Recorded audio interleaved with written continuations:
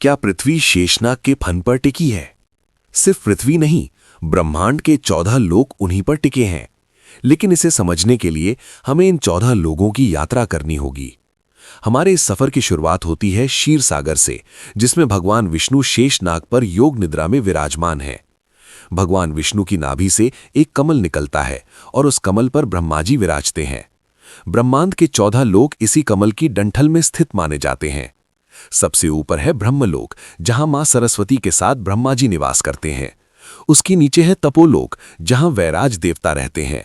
इसके बाद आता है जनलोक, जहां सनका आदि ऋषियों का वास है। ऊपर से चौथा लोक है महरलोक, जहां भृगु आदि ऋषि निवास करते हैं। इसके बाद आता है स्वर्गलोक।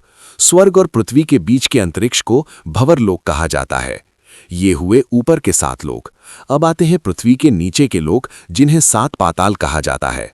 सबसे पहले है अतल, जहां मैं दानव के पुत्र का शासन है।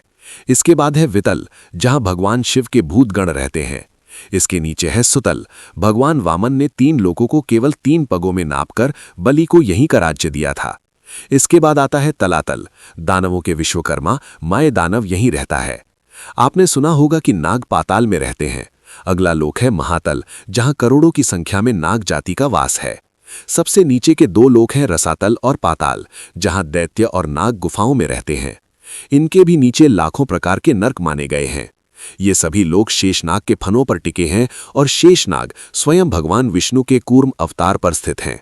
कूर्म अवतार क्षीर सागर के ऊपर तैर रहे हैं और यह संपूर्ण रचना स्थित है ब्रह्मांड के भीतर।